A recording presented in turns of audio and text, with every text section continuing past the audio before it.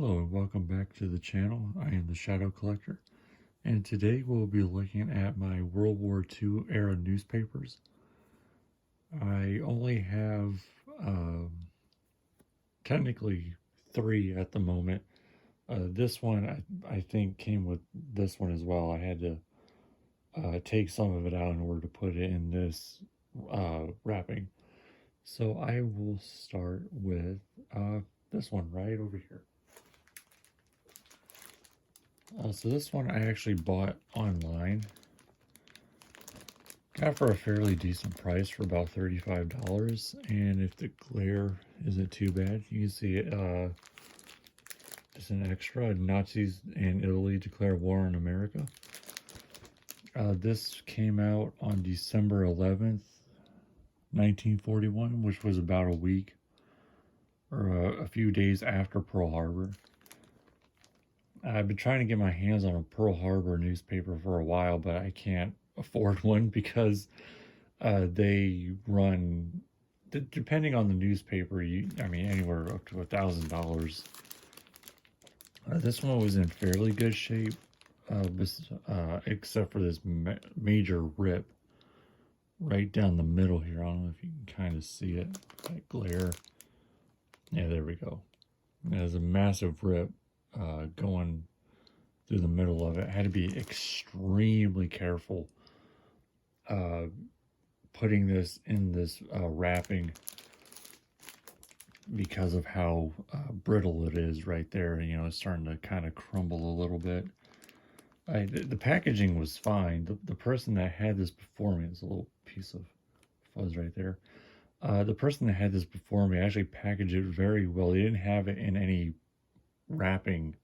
Actually, they had put bubble wrap on top of it, kind of wrapped it up, kind of give it some cushion.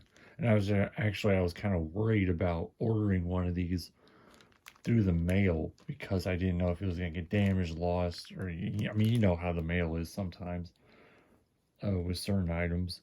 Other than the major rip on the back, fairly decent condition. And also a Japanese battleship fired. This one is from New York. So it's the Journal American from New York. Really good find actually online. Now this one was actually one of my very first pieces when I started collecting. You can see how it's kind of folded right here. I don't want to smush it. I tried to flatten it, but it keeps going back to this line right here. I found this one at a thrift store. Actually, I found these two at a thrift store. How they were packaged was very poor. They were, as you can see, it was folded this way as well, and both of them were wrapped in almost like a saran wrap material, which not the best way to preserve a newspaper. I mean, these weren't stored very well. Actually, I have to be very careful with this one. As you can see, it's ripped all the way up the middle, right along here. It crumbled, and actually, I didn't take them out of the saran wrap material. I'm calling it saran wrap material. That's what it looked like and felt like. I didn't take it out of that until I got more wraps to put them in a proper material to store them in. I had to be so careful taking them out. They were extremely brittle because I actually had to unfold it. Like right here, there's a slight tear right in there. Parts of it were coming off at the bottom right here, and just getting it in this wrap alone took me, I don't know, I want to say about 10 minutes, 5 or 10 minutes. I was so careful, but it turned out fine. Other than this I can't get rid of because it was folded the other way for so long. You can see Japan accepts peace terms. And a funny story, actually, when I went to the thrift store and I saw this half over here because of how it was folded. I only saw right about here, and I took it out of the glass case. And when I saw the word Japan, I knew I had to have it because I knew exactly what it was. It was World War II era. I didn't know the date. It was August 14th of 1945. From Columbus, Georgia, the Columbus Ledger. Yeah, so it says Japan accepts peace terms. Truman, let's see if I can hold this a different way. Truman announces Imperial Tokyo reply received, all fighting ends. General MacArthur named command. I think that, oh yeah, it kind of broke off right there. It says command, but I think it meant, originally said MacArthur named commander. See, Washington, August 14th. President Truman announced tonight the Japanese government has accepted the surrender terms without, and then it just kind of breaks off right there because, I mean, that whole part is just gone. But yeah, not that bad. I mean, my main concern was the headline stayed intact. I mean, as long as, this doesn't really bother me, it was, my main concern was, the main headline. As long as that's still intact, that's perfectly fine. And eventually, I'm going to have all of these framed. I'm just going to have to keep them in this position right there. This one was the same way. Actually, this I had to take out of this one because of how it was folded. I don't know if you can tell how it's kind of folded almost at an angle right here. It starts off here and then it kind of slopes down right there. And then these were kind of like sticking out the top right there. So I actually had to completely unfold this one, take out that group because I couldn't slide this in to the cover. It was catching on the top right here, and it was actually starting to rip, kind of like this. It was kind of peeling it away. So to prevent further damage, just took out that part, put that in a separate wrapping, and then put this one in its own. This one is the victory made official. Truman says day of prayer. This is dated May 8th of 1945. I think I got the glare right there. Yeah, there we go. Tuesday, May 8th, 1945. This one, it was in the bundle with the Japan accepts peace terms. But this one I think was in far worse condition than that one. You can just tell of how, I don't know how long these were folded for, or how they were stored, but they were not taken care of very well. There's a massive rip right here, and this part was unfolded. I didn't touch this part. Anything that was already folded like that, I left it alone, because if I unfolded it, chances are it was going to rip off, and I didn't want to do further damage to it. Yeah, that's pretty much all on this one.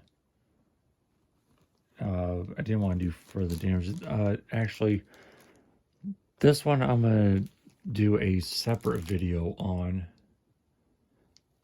because there's more in this. And these I can actually unfold. They were fairly well preserved. A little bit of crumbling right in there.